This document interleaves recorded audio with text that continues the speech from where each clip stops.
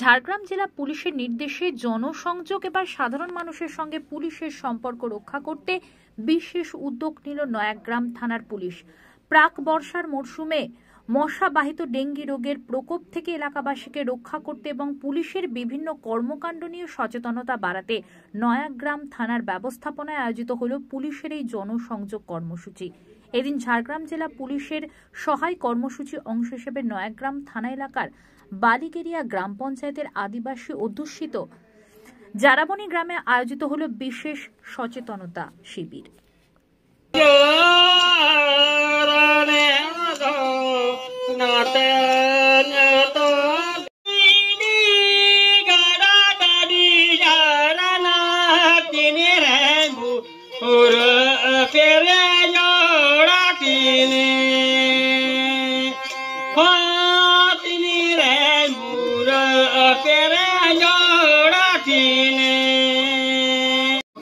নমস্কার, আমি এসডিপিও গোপীবল্লভপুর।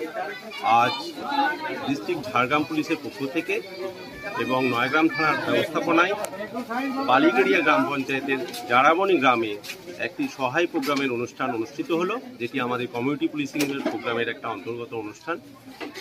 আগামী বর্ষা মৌসুমের প্রাক্কালে ডেঙ্গি রোগের খুবই প্রাদুর্ভাব দেখা যায়।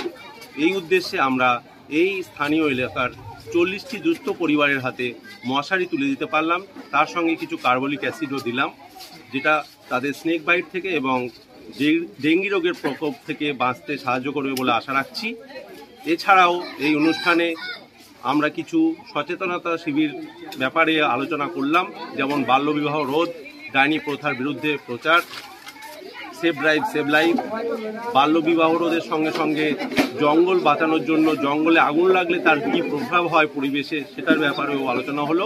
সর্বোপরি সাইবার ব্যাপারে নিয়েও আলোচনা হলো। এটা বলা হলো যে ঝাড়গ্রাম পুলিশ এবং তথা পশ্চিমবঙ্গ পুলিশ সর্বদাই মানুষের সঙ্গে আছে। সবাইকে আমার আন্তরিক ধন্যবাদ। জয় হিন্দ, জোহার।